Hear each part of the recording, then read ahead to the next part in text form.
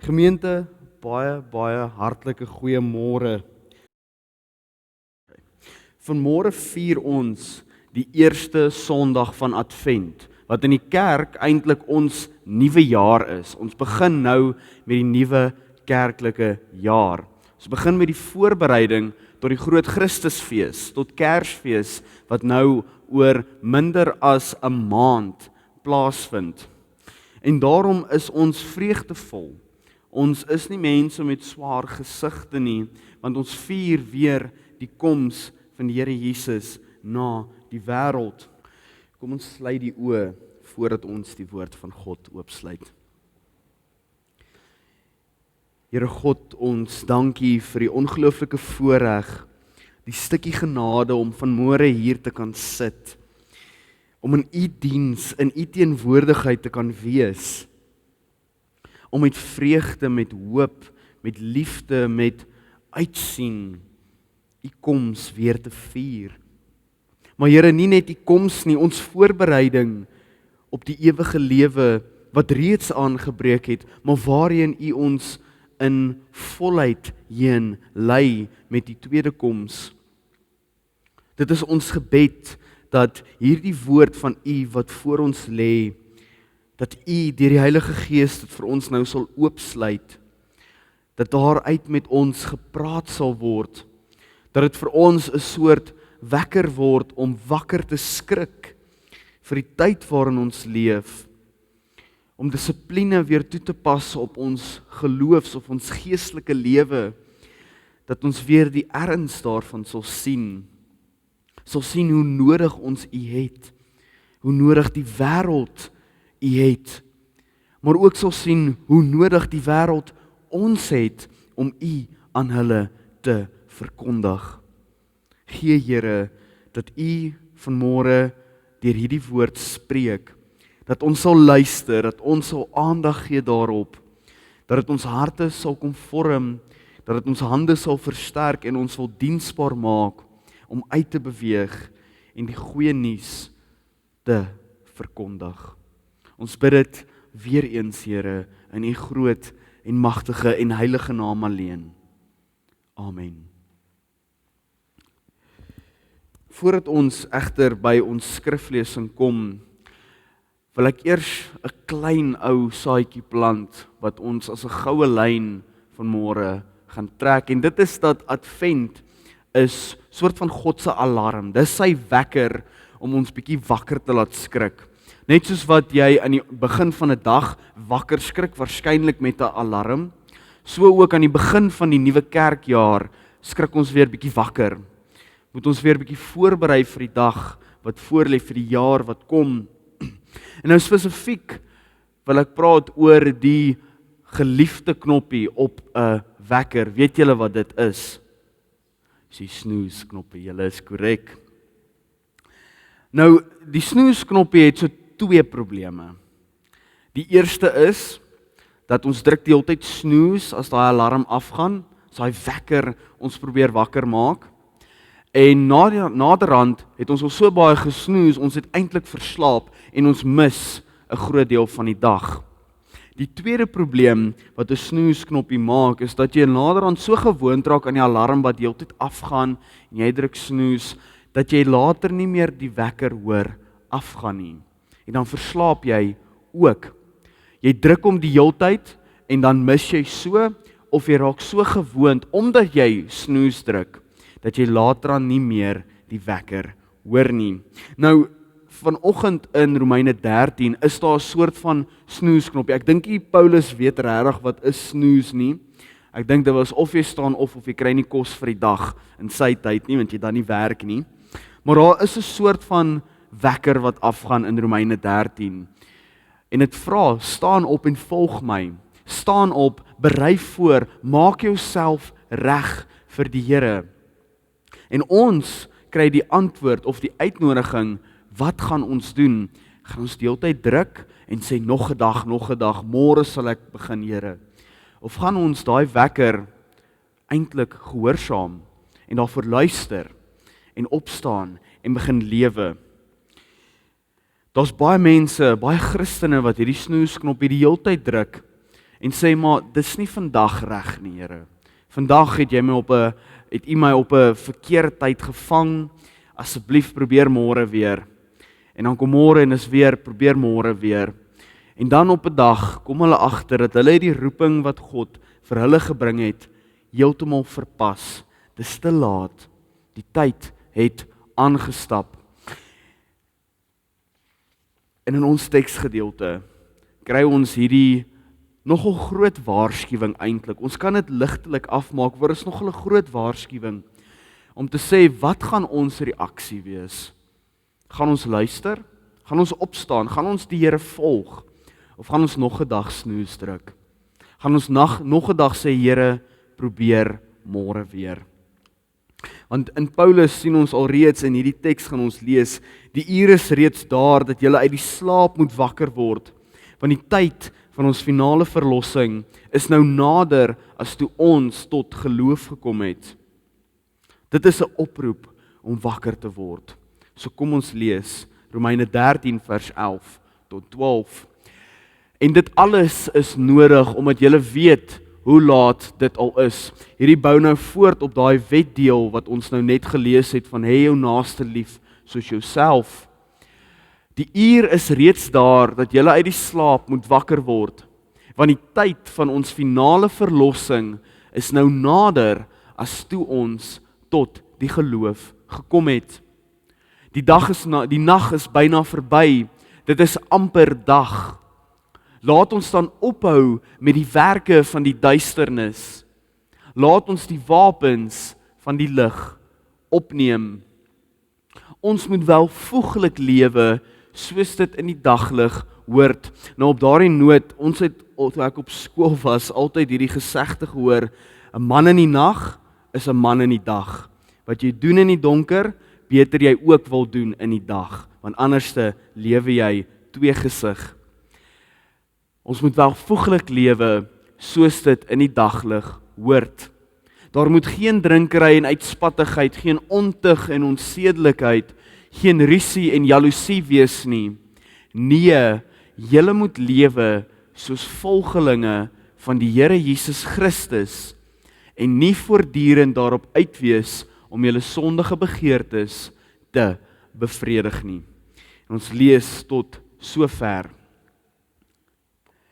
Ons moet lewe sodat enigiemand ons kan sien en nie sê, maar hoorie, jy lewe nie soos wat jy voorgee jy wil leef nie.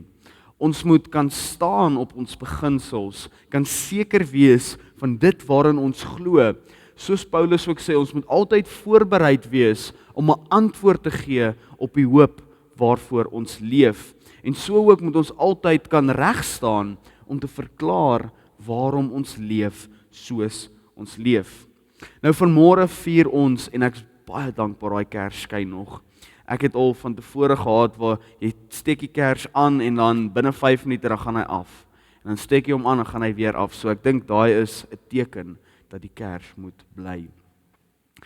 Sondag van hoop. Die eerste Sondag van Advent, ons nuwe jaar. Ons kan eintlik mekaar nou groet en sê Happy New Year's, maar dit gaan so 'n bietjie vreemd lyk. Ek dink die mense as jy dit vir hulle in die straat en in die winkels gaan sê, gaan hulle regtig dink jy so klein bietjie mal. Maar ons is mense wat lewe uit hoop. Dit is hoop wat vreugde gee, hoop wat versterk, hoop wat vernuwe, wat vorm, om ons uiteindelik uit te stuur, om as hersteldes en hoopvols te leef. Hoop is nie hierdie passiewe ding nie, dit is lewendig, dis brandend, dis vormend. Nou hoop in 'n Christelike konteks moet ons altyd eers mooi verklaar. Wat is hoop? Waarom praat ons so baie van hoop? Nou hoop is nie dieselfde as wishful thinking nie. Dit is nie, ek hoop ek het nog 'n klein ou stukkie pizza van gisteraand af oor in die yskas nie. Of ek hoop as ek vanoggend gaan ry dat ek daardie verkeerslig sal groen vang, dat ek nie weer daar sal staan nie. Of ek hoop, en ek praat nou veral met julle drie en ek seker 'n klomp ander oumas en oupas en ouers. Ek hoop ek kry 80% vir daai eindeksamen. Ja, ek hoop regtig. Dit is wishful thinking. Om op iets te hoop waarop jy nie vertroue noodwendig het nie, tensy jy jou kant gebring het met die eksamen. Dis meer 'n soort begeerte. Dis nie dieselfde as hoop nie. Hoop is veel meer iets waarin ek vertroue het. En omdat ek vertroue het, lewe ek daarvolgens, want ek het 'n verwagting dat dit waarop ek vertrou waar is. So hoop is baie meer versekerheid as wat dit wishful thinking is. Nou wil ek julle gou vra, 'n baie obvious vraag dalk. Dalk so tussen mekaar net een ding sê. Wat en waarop hoop ons? As julle dit gou met mekaar kan deel.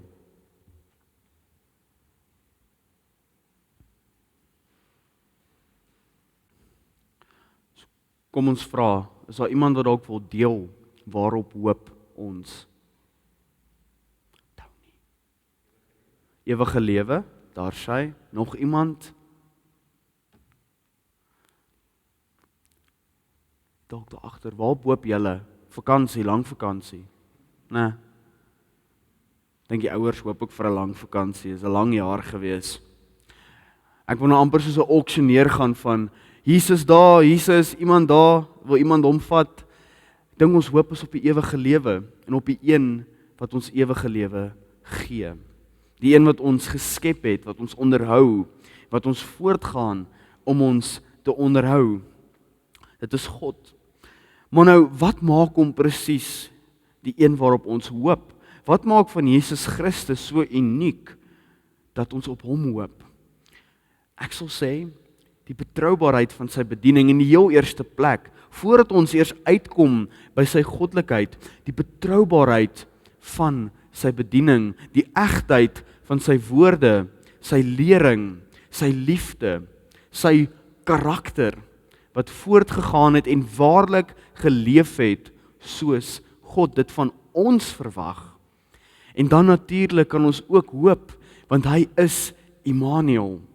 Hy is God met ons, hy is die kindjie in die krib, wat gestuur is om die sonde van die wêreld weg te neem, om te herstel, om ons na hom toe te bring, om ons te vorm en ons uiteindelik die ewige lewe te gee, nou reeds, en voor te berei vir die volheid daarvan in die teenwoordigheid van God. Dit is ons hoop. Dit is ons hoop in een wat ewig staande bly, ewig vasstaan, waarop ons altyd kan draai en ongeag die jaar, ongeag die eeu, kan ons vertrou op sy woorde, staan dit vas. Maar nou, kom ek wag voordat ek hierdie slide, want nou kry ons dalk bietjie weer angs van wat gebeur het daarin. Daar is 'n uitdaging. Dis alles goed en wel om te sê wat ons hoop is, wie ons hoop is, Jesus Christus. Maar wat maak ons daarmee? Is dit net hierdie mooi woordjies wat ons op 'n Facebook post iewers sien, wat ons dalk op een van oom Solly se ou boeke raak lees? Wat maak ons daarmee? Ek weet nie of julle al iemand gesien het, of iemand ken wat sê, ja, ek is so vol hoop vir die dag, vir hierdie jaar wat voor lê. Dis my jaar. Ek gaan dit aanneem en ek gaan die beste daarvan maak. En dan as jy hulle sien, sit hulle in die huis op die sitbank en hulle doen niks. En hulle kyk vir die klok en kyk hoe dit stadig aantik. En hulle doen niks op hierdie hoop wat hulle het nie. Hulle bly passief. En onthou, hoop vir Christene is nie passief nie. Nou wil ek julle vra, hoe pas hoop by daai prentjie in? As julle ook so kan onthou, dis die semifinaal so 2 jaar terug. Ons het 'n lyn staan gewen en ek kan nie onthou, ek dink dit was Dion Fourie wat deurgebreek het en hy lê daar en Faf kry die bal en ons weet wat daarna gaan gebeur.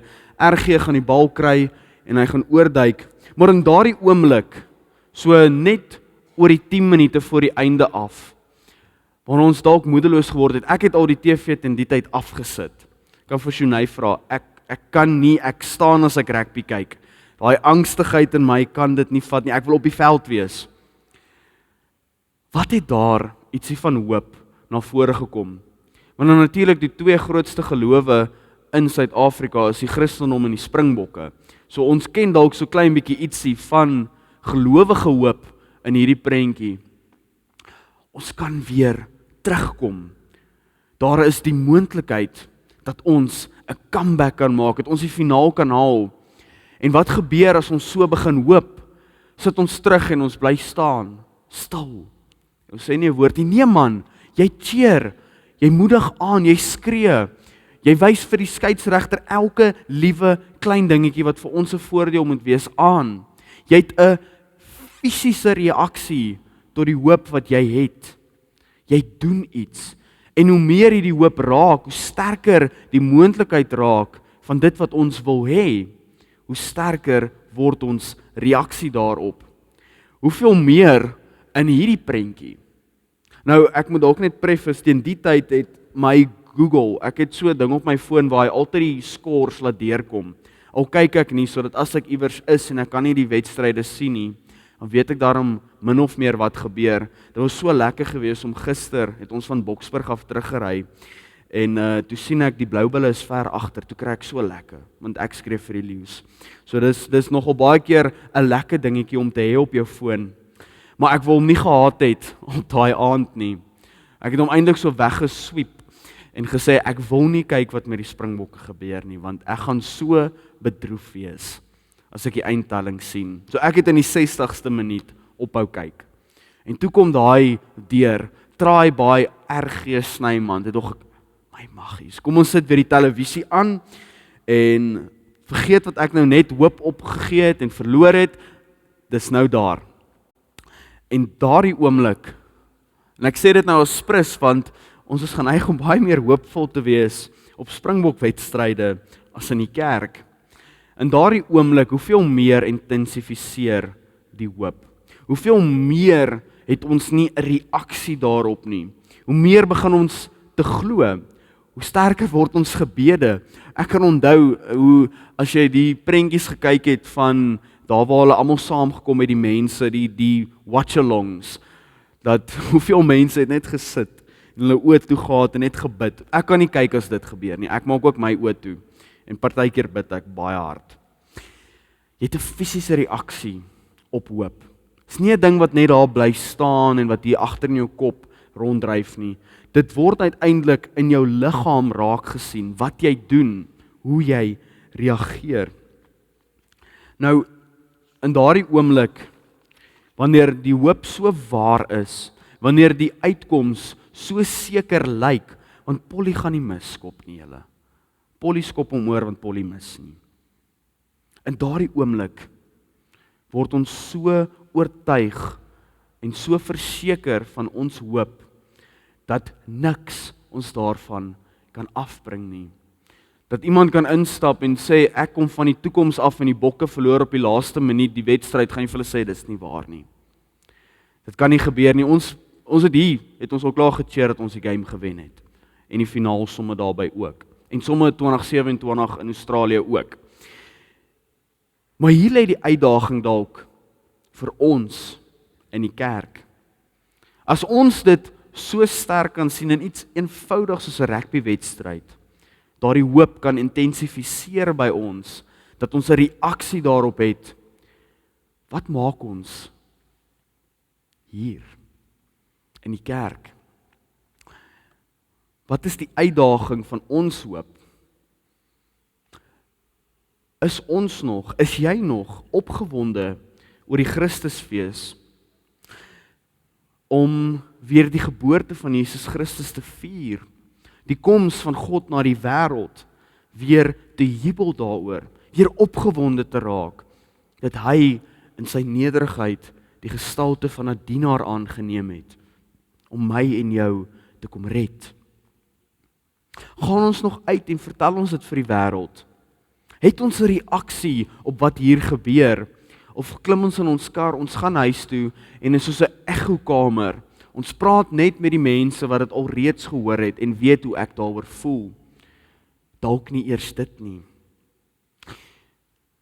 Gaan ons nog uit, en ek sê dit veral want ons 'n klomp ou tannies by my gemeente wat vra wanneer gaan doen ons dit weer?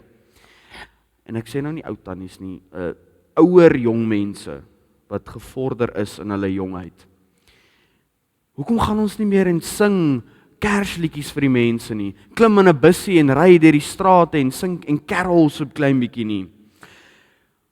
Hoekom sien ons nie meer kersliggies op huise nie? Ek is nie so oud nie, maar ek kan onthou toe al hierdie huise omtrent nog vol liggies was. Wat sê kersliggies vir jou? Dit sê vir jou, iemand is opgewonde oor die seisoen. Iemand is opgewonde oor wat voorlê en daarom wil ek hê die wêreld moet deel in my opgewondenheid. En so ek versier my huis. Ons sien dit nie meer raak nie. Dit daal af en daarom die vraag, is ek en jy, is ons, is die kerk nog opgewonde oor die Christusfees, oor die seisoen wat ons vier? Het ons dalk so gewoond geraak daaraan, aan die klanke, aan die oproep, dat ons deur dit slaap? Snoes ons dit en sê, volgende jaar, hierdie jaar is so klein bietjie moeilik gewees, volgende jaar sal ek weer opgewonde raak. Wat is ons reaksie op die Christusfees? Verskoon my.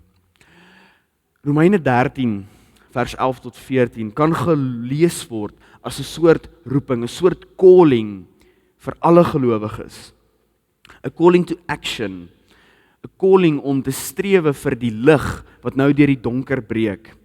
Dit waarsku egter gelowiges dat hulle nie moet aanhou met die werke van die duisternis nie, maar die van die lig, dat ons die goeie sal aanneem en daarvoor leef, dat ons onsself daarmee sal besig hou en nie met, kom ons wees eerlik, onbelangrike sake nie, in terme van wat ons geestelike lewe aanpak nie.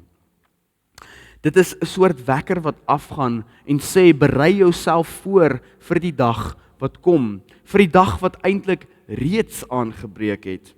En as ons hierdie deel lees as 'n soort metafoor, as 'n soort simbool vir gelowiges oor alle eeue heen, sien ons dat die hede moet altyd 'n soort tussentyd wees. Ons is nie so vasgevang in die verlede dat ons daarmee afgebring word nie. En ons is nie so opgevang in die toekoms dat ons vergeet van wat nou plaasvind nie.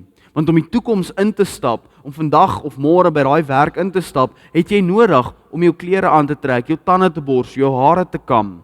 Het jy nodig om seker te maak jy is voorberei vir dit waarheen jy gaan. Jy gaan tog nie winkels toe, wel deesdae is dit 'n ander saak.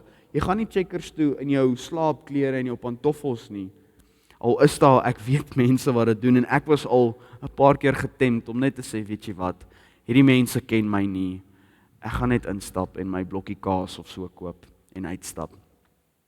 Is ons voorberei? As jy vakansie gaan hou, ry jy net soontoe sonder om enigiets te pak, sonder om seker te maak waar jy langs die pad gaan stop?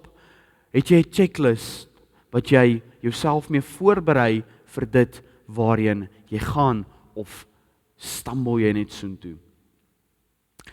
Dis 'n oproep om voor te berei. Die hede is, soos hulle in Engels sê, 'n present, 'n geskenk, want dit gee vir ons die tyd, die genade om nou reeds ons lewe te kry in voorbereiding vir die koms van Jesus Christus.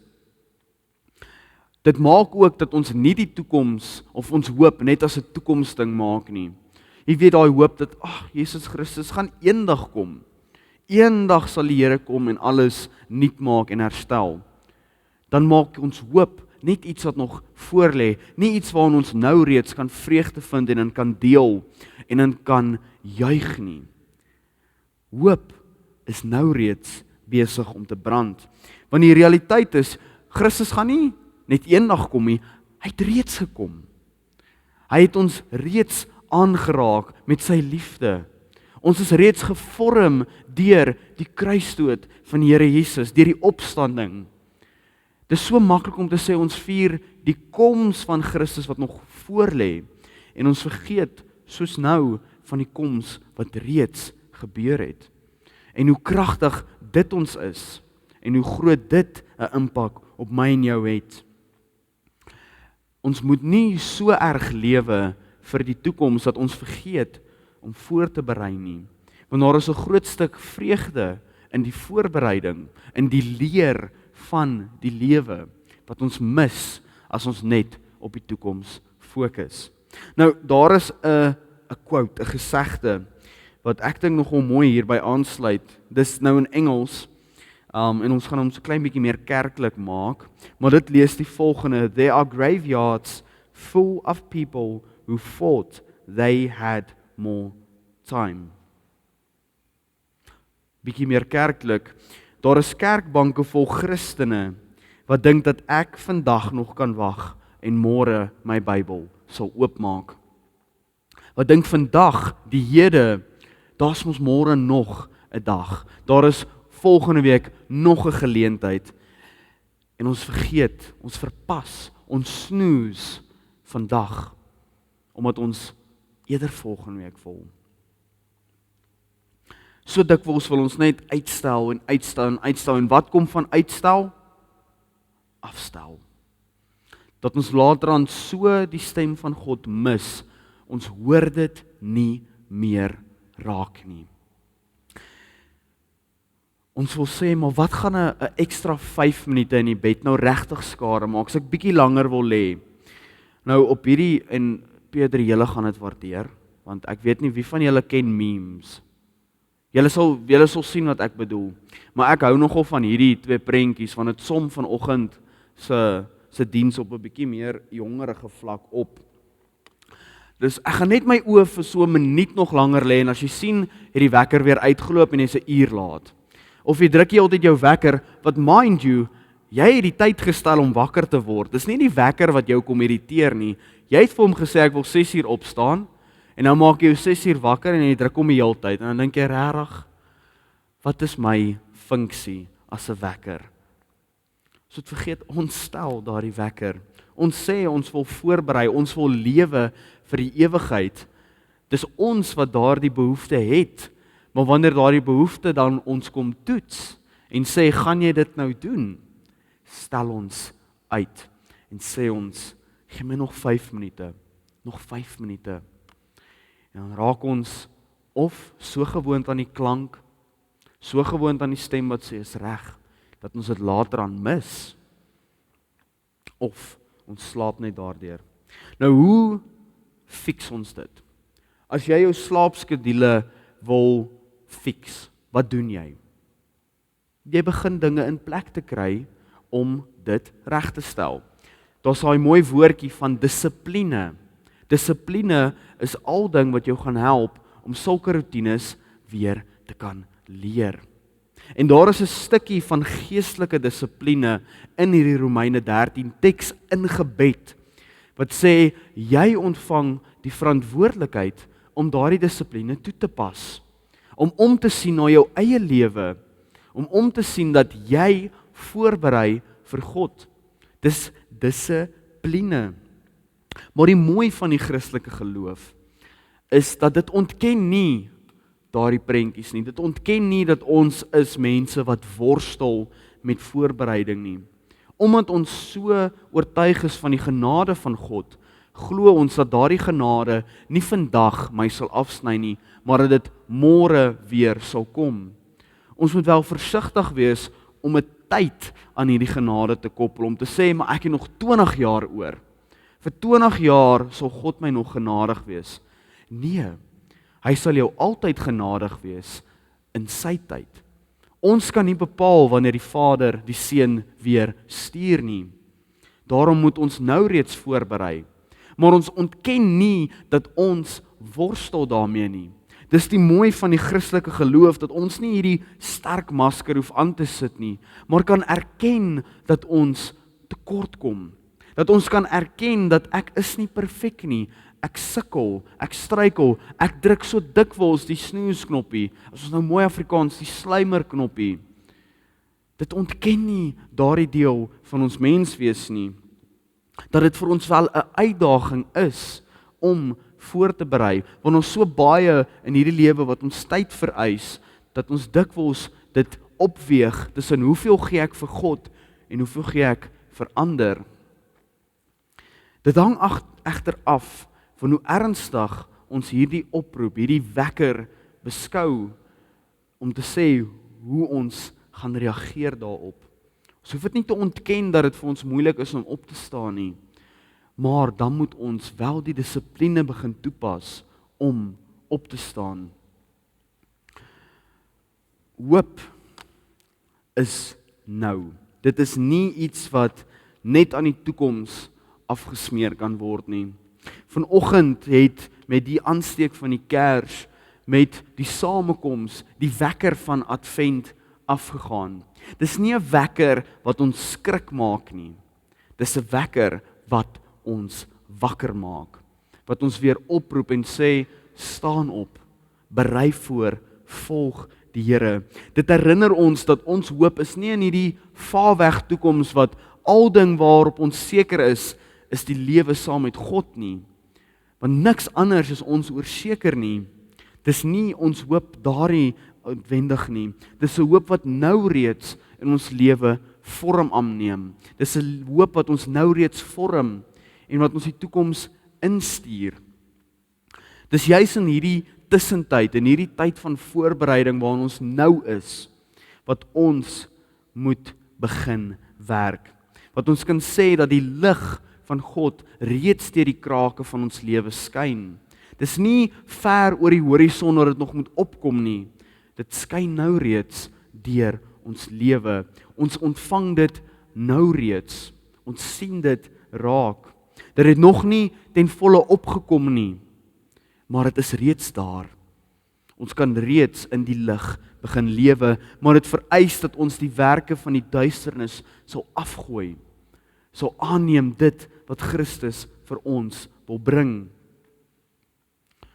Dit is 'n hoop wat fisiese reaksie na vore bring, nie net ingebring is in die binneste nie, maar een wat ons lei om weer met God te praat, te bid, weer ons Bybels oop te maak, weer sal gaan uitgaan en ander vertel van die wonderlike vreugde wat ons in ons het, die hoop wat ons wil verkondig. Dis 'n fisiese, embodied, beliggaamde hoop wat ons hele menswees aanraak.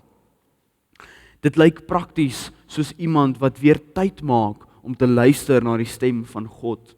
Wat dalk snoes ons so 1 of 2 keer, maar dat ons sal besef dat daardie snoes is elke keer 'n genade van God. Dat hy ons nie dan net die alarm afsit nie, maar dit weer laat lei. Ons die heeltyd herinner, berei voor, staan op en volg my. Kry jou lewe in pas met my. Dit is adventshoop. Dis nie 'n passiewe hoopie, dit is 'n wakker lewe wat met sekerheid te maak het. Sekerheid dat God jou roep, dat hy jou bring tot in sy volheid.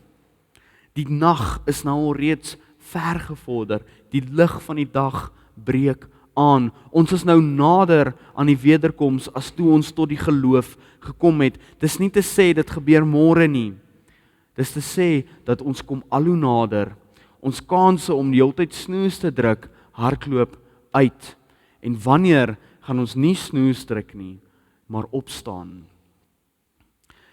Dit is my gebed dat in hierdie adventstyd waarin ons nog voor lê, die Here ons die genade sal bied om ons weer eens te roep.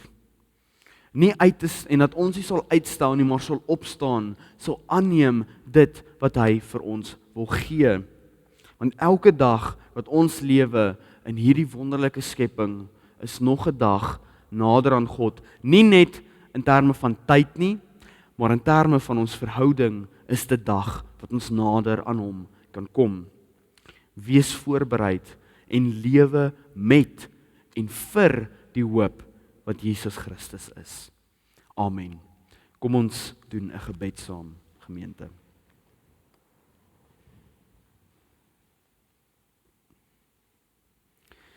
Almagtige Here, dit is met groot nederigheid, dalk 'n stukkie verleentheid wat ons vir U weer moet vra om ons te roep. Elke dag, Here, dat ons die stem kan duidelik hoor, dat ons nie so gewoond sal raak aan die seisoene en die woord, dat ons onverskillig raak daarteenoor, dat ons ophou luister, dat dit net nog 'n ding word wat in hierdie white noise van die wêreld rondom ons sal inverdwyn nie, maar dat U stem luid en duidelik sal voorkom. Dat ons sal luister wanneer U met ons praat, wanneer U woord by ons opkom, wanneer dit van ons vra om te lewe soos kinders van die lig. Here God, dit is ons groot gebed dat ons met U hulp, met U krag sal begin voorberei, sal verder leef, sal neem wat U vir ons gegee het en dit nie weggooi of eenkant sit nie, maar sal gebruik om ons lewens so in te rig dat dit U al meer weerspieël. Dat ons soos die apostel Paulus al meer lewe om U voorbeeld aan te neem. Here, in hierdie wonderlike, vreugdevolle, jubelende tyd waarin ons is, gee dat ons sal opgewonde bly daaroor. Dat ons dit sal vertel vir die wêreld, sal leef, en dat ons nie sal terugdraai en dink, wat is die nut nie? Môre, volgende jaar, is nog 'n geleentheid, maar dat ons sal sien watter absolute vreugde dit is, dat ons nou weer die geleentheid gekry het. Dat U nie verlede jaar gekom het nie, maar dat U vir ons nog 'n jaar gee om voor te berei. Gee Here in hierdie week wat ook voorlê, waar die jaar stelselmatig rustiger en stiller word, dat ons dit dalk ook sal sien as 'n geleentheid om daardie stilte nie net daar te laat nie, maar dit te gebruik om te luister vir U stem wat daarin deurbreek. Ek bid Here dat U ons sal uitgaan, dat U ons sal vorm en stuur daar waar ons nodig is, daar waar U woord nodig is, en dat U ons sal aanhou vorm. Ons bid dit in die groot, die magtige en heilige naam alleen. Amen.